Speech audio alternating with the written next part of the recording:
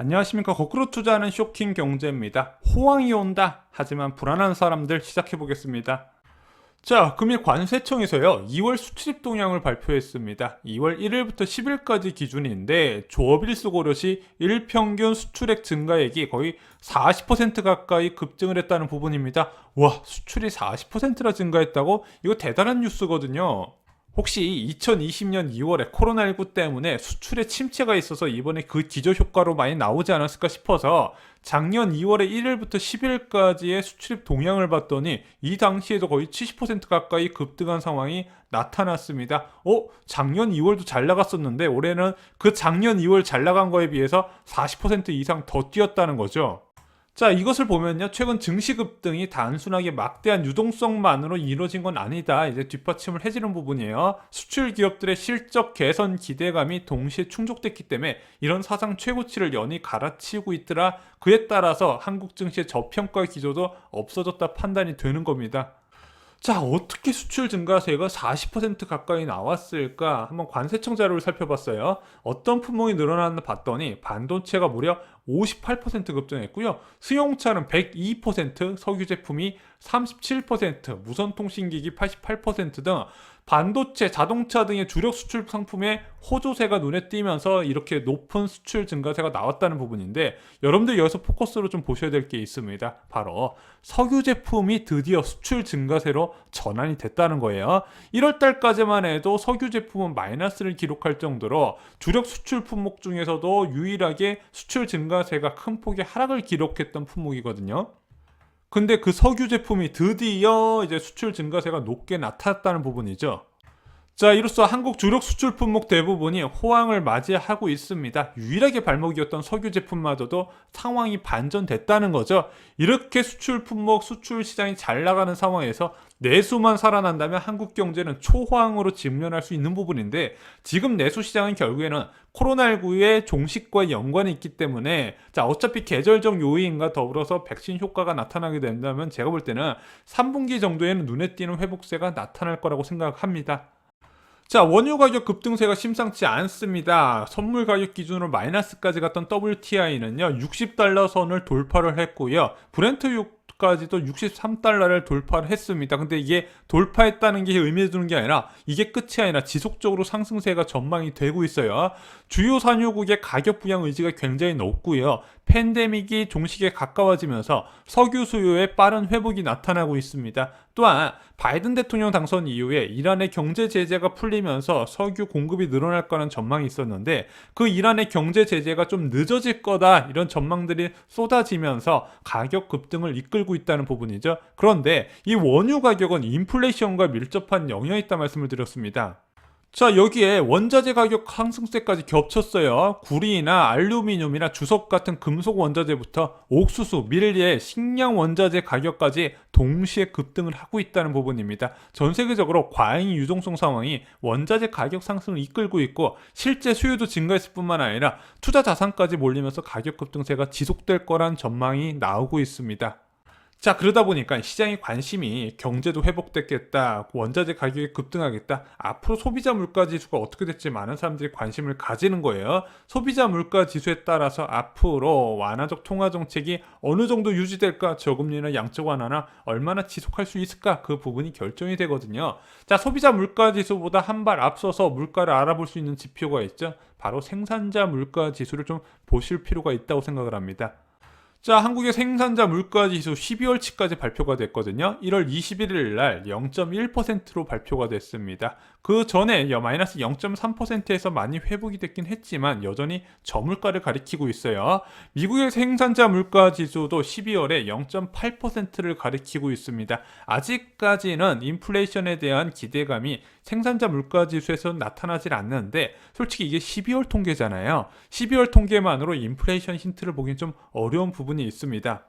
자, 그런데 1월 생산자 물가 통계가 나온 나라가 있습니다. 바로 중국입니다. 중국의 1월 생산자 물가 지수가 0.3이 나왔어요. 자, 지난 1년 동안 생산자 물가 지수가 마이너스 수준까지 하락을 했었는데, 자, 1년 만에 플러스로 전환이 됐다는 겁니다. 그런데 1월보다는 2월 그리고 3월이 될수록 원자재 가격 급등에 따른 물가 급등이 예상되어 있고, 시차에 따라서 소비자 물가도 생산자 물가 급등에 영향을 받아서 같이 뛸 수 있다는 지금 우려가 나오고 있다는 거죠. 결국 민간 소비만 돌아오면 어느 국가든 인플레이션 문제가 대두가 될 겁니다. 지금 민간 소비가 안 돌아오고 있기 때문에 서비스 가격이 안 올라가고 있어요. 서비스 가격이 차지하는 비중이 각 나라마다 적지 않다 보니까 일단은 민간 소비부터 돌아와야 된다. 그러려면 결국에는 코로나19 사태의 종식에 달렸는데, 자, 지금 한국뿐만 아니라 미국의 신규 확진자 수가 급감하고 있습니다. 1월 2일 날 30만 명까지 기록했었던 1월 확진자 수가 현재 8만 3천 명까지 수준으로 떨어졌어요. 자, 미국의 코로나 백신 접종이 벌써 5천만 회를 넘었습니다. 인구 3억 2천 명 중에서 벌써 5천만 회의 접종이 이뤄졌다는 부분이죠. 그래서 아무리 늦어도 3분기 정도에는 집단 면역이 형성될 거란 기대가 커지고 있어요. 물론 이 부분에 대해서 부정적으로 보시는 분들은 많이 있는데, 지금 접종하는 백신이 아무래도 대량 생산이 어려운 접종의 방식이고, 계속해서 코로나 백신이 이제 개발이 되고 대량 생산에 들어갈 수 있기 때문에 지금 당장은 생산상의 차질이 있을지언정 2분기, 3분기로 넘어갈수록 대량 생산을 통한 대량 접종은 충분히 가능할 거라고 생각을 합니다.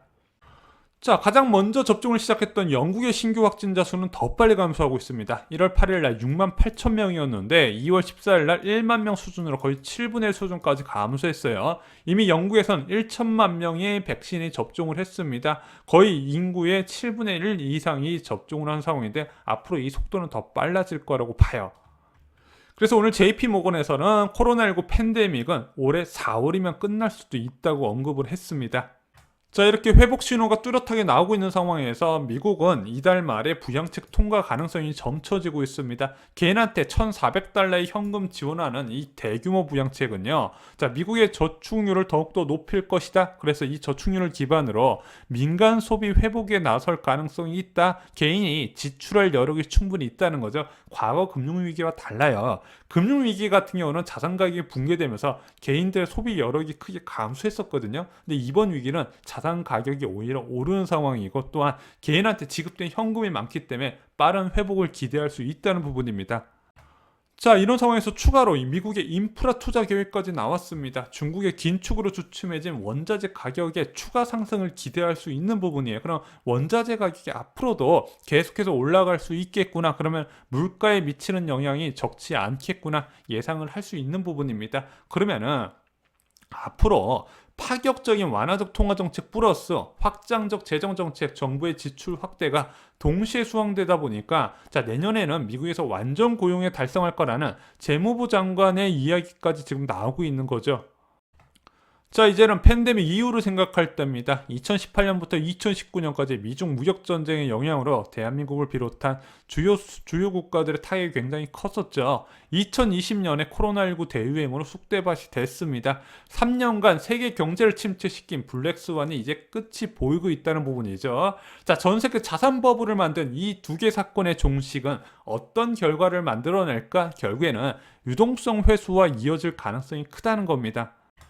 자, 앞으로 금리 인상에 대한 전망은 두 가지만 보시기 바랍니다. 첫 번째는 미국은 고용 지표를 보셔야 돼요. 미국 실업률이 완전 고용 상태가 될 때까지 연준에서는, 자, 지금의 완화적 통화 정책, 저금리와 양적 완화를 지속하겠다고 밝혔습니다. 그럼 완전 고용 상태가 언제냐? 4% 미만의 실업률, 3%대의 실업률이라고 말씀을 드렸어요. 현재 6.3%대까지 떨어졌는데, 자, 미국 재무장관은 내년에 이 완전 고용에 달성할 수 있을 것이다 이렇게 자신하고 있고, 저도 예전부터 이번 위기는 과거 금융위기와 다르게 빠른 식으로 빠르게 이 실업률이 회복될 거라고 말씀을 드렸습니다. 그러면은 이 완전 고용에 접어들게 되면은 미국에서 이 완화적 통화 정책을 걷어들일 가능성도 염두를 하셔야 된다는 거죠.